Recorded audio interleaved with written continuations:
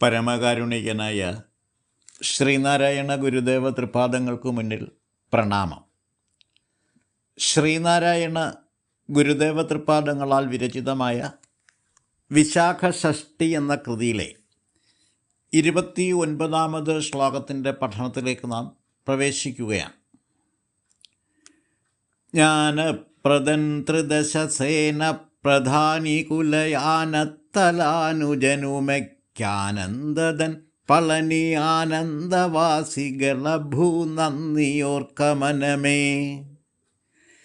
ഭേനപ്രഭാഹസിത വേനൽ പ്രഭാതരുചിദീന പ്രദീന പരമാം യാനപ്രദേശമതു ദാനസ്ഥലസ്മരണ ദീനക്ഷയത്തിനുതകും.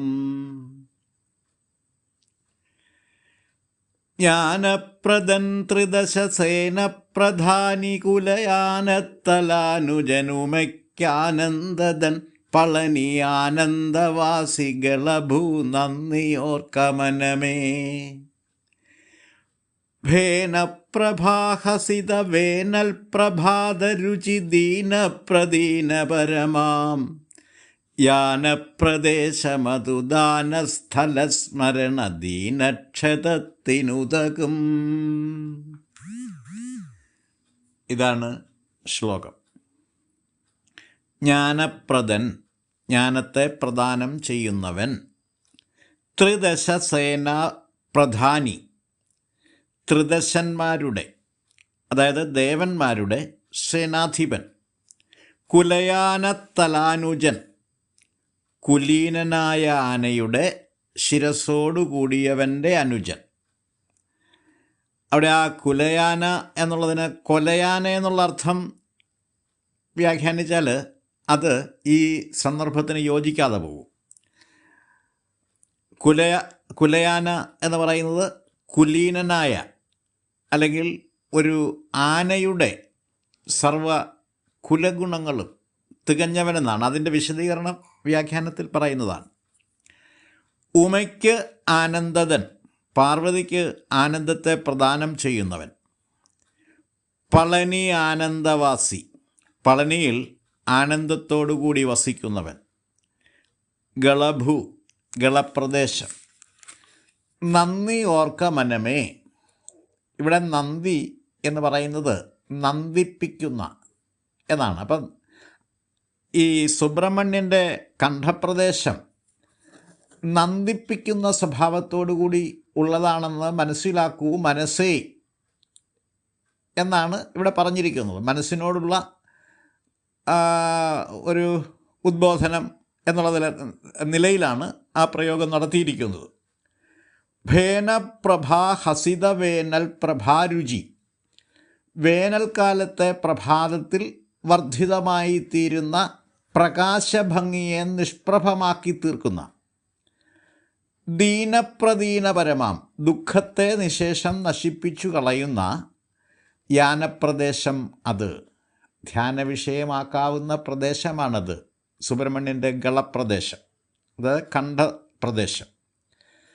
ദാനസ്ഥലസ്മരണ, ദാനസ്ഥലം എന്നുള്ളതിൽ പറഞ്ഞാൽ ഇവിടെ സർവാഭീഷ്ടങ്ങളും ദാനം ചെയ്യുന്ന പ്രദേശമാണതെന്നുള്ള അർത്ഥത്തിലാണ്. അവിടെ ആ സർവാഭീഷ്ടങ്ങളെന്ന് പറയുന്നത് ആ മനനത്തിലൂടെ സിദ്ധിക്കുന്നതായ ജ്ഞാനത്തിലൂടെ കിട്ടുന്ന ആനന്ദം.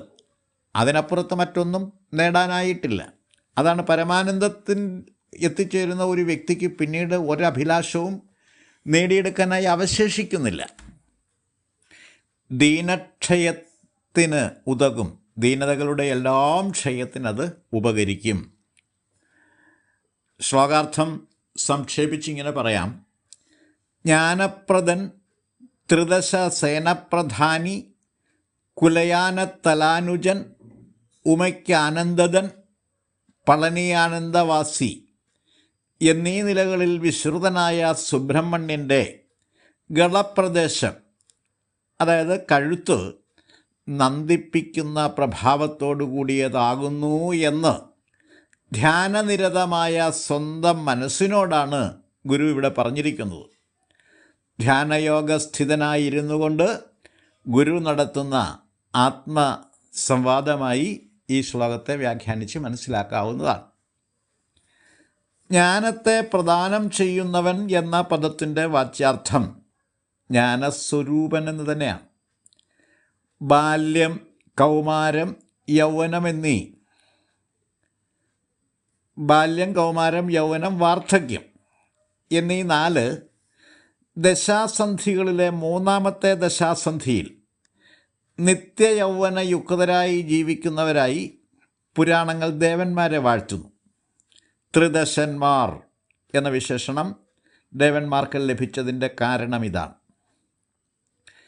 എന്നാൽ ഔപനിഷദ തലത്തിൽ ത്രിദശന്മാർ നിത്യനൂതനവും സനാതനവുമായ ജ്ഞാനസ്വരൂപതയോടുകൂടിയവരാണ്. അങ്ങനെയുള്ള ദേവന്മാരുടെ സേനാധിപനായി സുബ്രഹ്മണ്യനെ ഭാവന ചെയ്തിരിക്കുന്നു. കുലഗുണമുള്ള ആനയുടെ തലയോടുകൂടിയവനായ ഗണപതി അനുജനായിട്ടുള്ളവൻ അഥവാ സഹജാതനായിട്ടുള്ളവൻ എന്നാണ് കുലയാനത്തലാനുജൻ എന്ന വിശേഷണത്തിൻ്റെ വാച്യാർത്ഥം. ഗണപതിയുടെ ആനത്തല ഗൂഢാർത്ഥഗർഭമായൊരു കാവ്യബിംബമാണ്.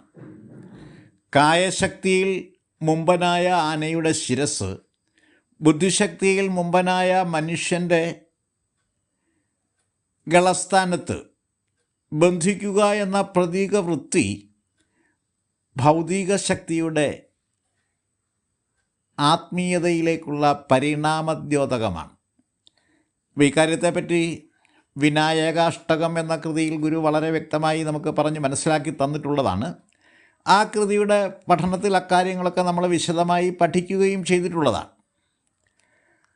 ആനയുടെ മുറം പോലെയുള്ള ചെവികൾ ശ്രവണകൂർമ്മതയുടെയും ചെറിയ കണ്ണുകൾ അന്തർദർശനത്തെയുമാണ് ദ്യോതിപ്പിക്കുന്നത്. അല്ലെ, അതിൻ്റെ പ്രതീക കാവ്യബിംബങ്ങളായിട്ടാണ് മനസ്സിലാക്കേണ്ടത്. ഗണപതിയുടെ മുറിക്കൊമ്പ് അഹന്താത്യാഗത്തെയാണ് സൂചിപ്പിക്കുന്നത്. അഹന്താത്യാഗത്തെ സൂചിപ്പിക്കുന്ന കാവ്യബിംബമാണ് മുറിക്കൊമ്പ്. അങ്ങനെയെല്ലാമുള്ള ഗണപതി ഭൗതികതയെ ആധ്യാത്മികതയുമായി കൂട്ടിയിണക്കുന്ന കാവ്യബിംബമാണ്. ഗണപതി സോദരനായ സുബ്രഹ്മണ്യൻ്റെ കഴുത്ത് മനുഷ്യഗളം തന്നെയാണ് എന്നുള്ളതും ശ്രദ്ധേയമാണ്.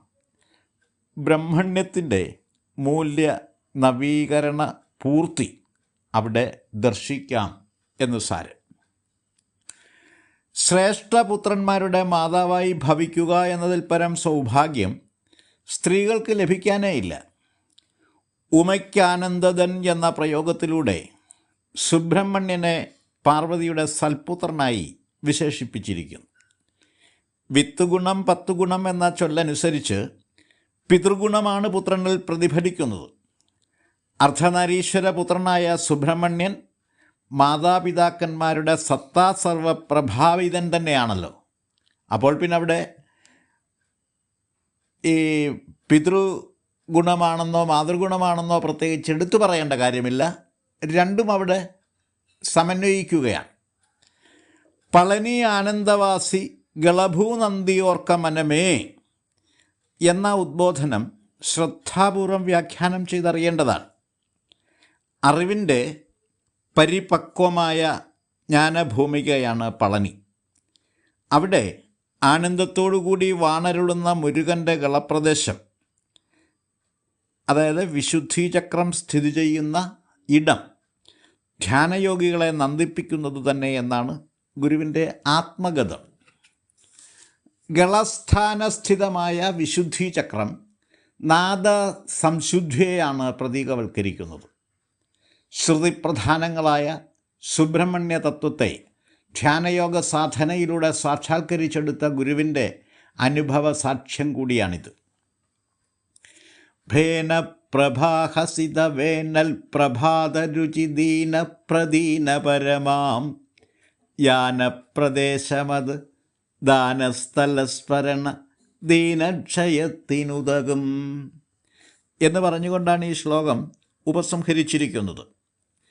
വേനൽക്കാലത്തെ പ്രഭാത സൂര്യൻ്റെ രശ്മികൾ വഹിച്ചുകൊണ്ടുവരുന്ന സൗരാഗ്നിപ്രഭയെ നിഷ്പ്രഭമാക്കുന്നതാണ് സുബ്രഹ്മണ്യൻ്റെ കണ്ഠപ്രദേശം അഥവാ സുബ്രഹ്മണ്യ തത്വങ്ങളടങ്ങുന്ന നാദബ്രഹ്മപ്രഭാവം എന്നാണ് ഇവിടെ പറഞ്ഞിരിക്കുന്നത്.